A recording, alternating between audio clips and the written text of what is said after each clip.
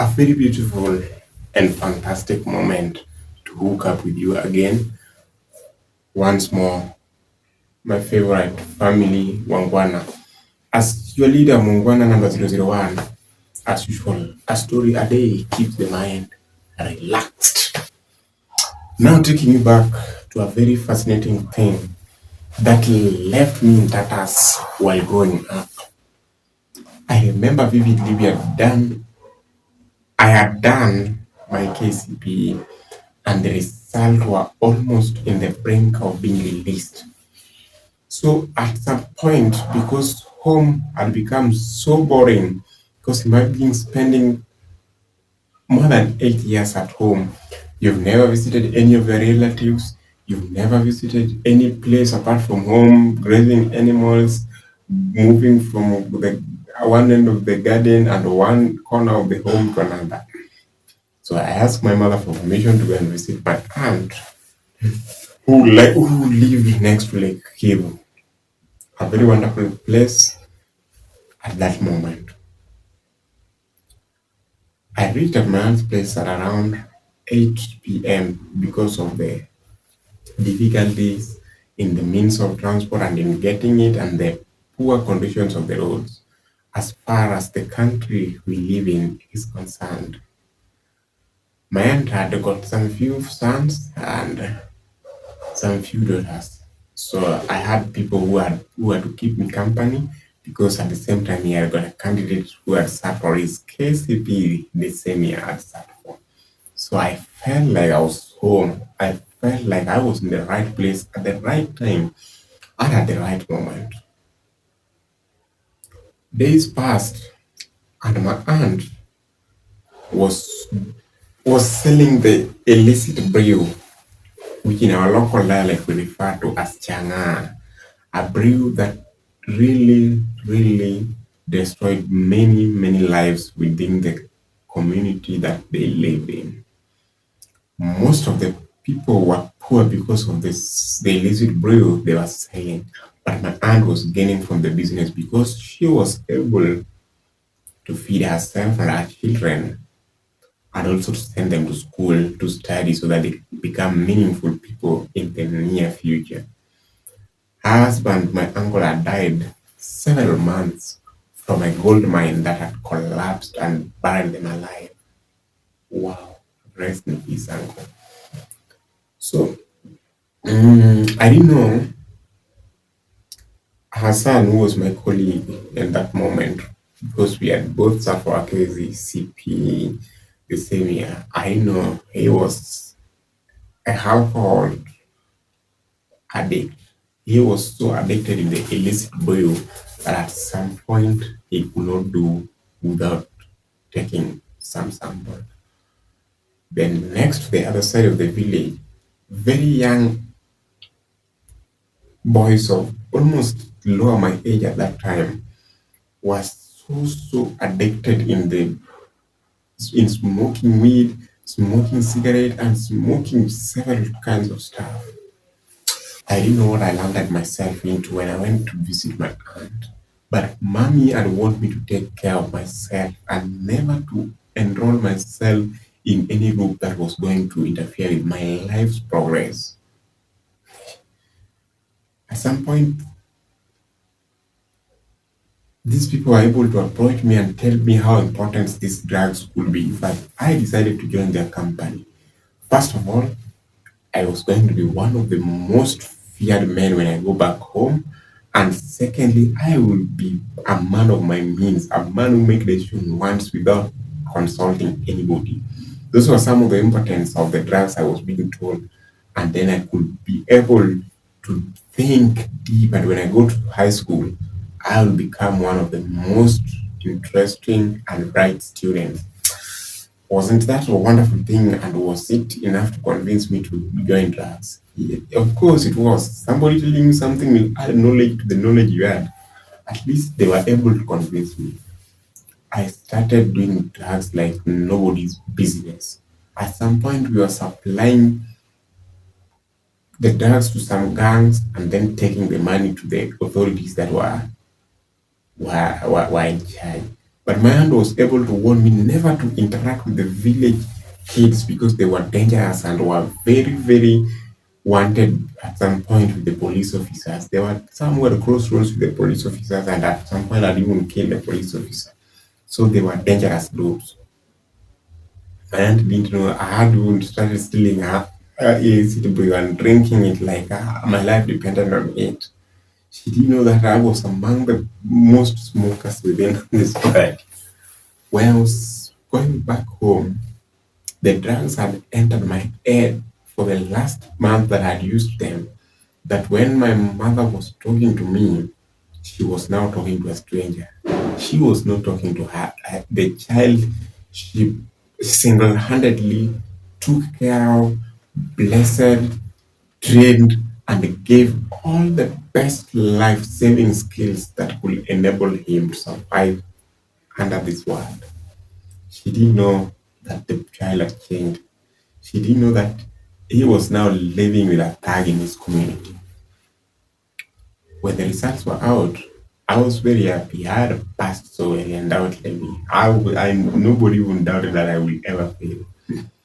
When I was sent to high school, transitioning from primary, I was just now at that one, selling it even to the students in the custom. It went on until at a point that my mother now knew I was using it. Because when we were at the shamba, in the garden, I wasn't sober at any moment, but I was doing my work as per required, and it was not something to doubt. So when I was now in my fourth year, form four, I was now a full-time drug lord. In fact, I was doing it like that, like just normal. The entire community had known that, hey, that's a drug addict. In fact, most of the parents within our community had even separated the children from ever trying to interact with me. And if any parent will see his or her child trying to interact with me in any way or in the name of discussing school stuff, that child will be punished to a moment that when he sees me, he will just run for his life. So I was just seen like an outcast in my community. But they were right. I would not doubt them. After doing Form 4, I didn't have interest to go and further my studies, though I had passed so well. But I decided to pursue something. I decided to go to the city to look for a job because now the demands of the drugs were really taking me to a point that I was almost becoming a full-time thief. Because when you are registered into the drug society, you must have money all the time. And if you don't have money, you have to steal to get it. So I knew what thieves who had been caught were seeing, were facing. They were being brutally beaten like they were never human being in the first place. So I didn't want to end up dying because of trying to get money to buy myself drugs. So I decided to go to the city where my cousin, who didn't know where I am at the time, welcomed me and helped me find a job in one of the most paying hotels within the city. I was glad I didn't struggle to get myself a job because I had good connection from my cousin. But as soon as I got my first payment, I sought myself a house because I didn't want to get in myself into chaos with my smoking habits and drinking habits. Now, at some point, I was drinking and getting myself absent from job, which was well paying, and I was even able to send my mother something, and she was glad that at least I was changing. Women when they receive money, all they know is that the person is now changing because the person they had raised, they had lost open. But when money started coming in, they know that the person has now changed into a good person. But they didn't know. I got into a company of other friends from the same place I was working who were drug addicts, drug lords. We could go to the club as soon as we leave the company's gate. The first break was at the bar at the club, and we could drink until our pockets could remain empty. At some point, I could hear even people gossiping me that saying that I had even overpaid for the alcohol, which was almost twice the amount that was being sold just because I wasn't sober, and the waiters within the clubs had taken advantage of my situation, and they could just manipulate me of my hard-earned money. It reached a point that the company wasn't able to keep me because of my continued absenteeism and my continued conflict with other workers, and also reporting the job while drunk and fully, fully not sober. So I wasn't able to execute my duties so well. So I was fired, and I had to go to the streets now because at some point I wasn't able to pay my rent and my bills, and life was now becoming miserable. I didn't even have a phone, and those who were close to me could not even locate me wherever I was. So I was just an outcast the way the society had branded me. So it was one moment that the rain was falling so heavily, and I decided to find myself a shelter somewhere. That is when a lady, yeah, approached me, and we get to have some connection. Her name is Pauline. We got to do some connection, and we started talking. Though I didn't have a phone, and she was able to find me wherever I was because I told her where to find me. I didn't know she was looking for a man to love, because the situation I was in was terrible, my friend. It was a terrible situation. So Pauline was able to beg me to a rehabilitation center, where she took me, and I spent the entire 3 months trying to undo my addiction. That's what they do at the rehab centers. So she was able to check me day in, day out. At some point, she started seeing that I was trying to get clean, back to my senses. I took my hair to the barber shop where I was shaved. And after 6 months of being at the rehabilitation center, I was released, and I was now a changed man.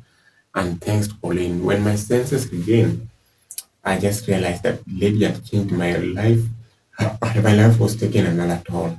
And I was able to approach her and just tell her that I would just wish to spend the rest of my life with her, because if she isn't married, there isn't any reason to deny my request. We were able to chat for a while, and at some point she played hard to get, but she remembered how she picked me from the gutters and was able to change my life to where I was. And then maybe she made up her mind, but that if this is the man I changed, then why should I leave him to someone else? And that's how we got connection and got married with Pauline.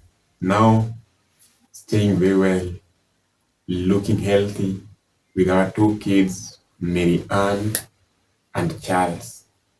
One of the most wonderful families, and who are the most admired family in the estate that we live in currently. And I'm so glad. I wish the God who sent Paul into my life should send some people into the streets. Sometimes when I walk the streets and see people drinking and making noise, I just pity them, but I cannot judge them because of maybe the conditions that they got involved into such activities. Anyway, thanks to my beautiful wife, Pauline, and may God bless her on my behalf. Thank you, Wangwana, for watching this life changing episode. I hope you've gotten something. And please, please come back every day to this channel. At least you'll get something new to take home. I love you all.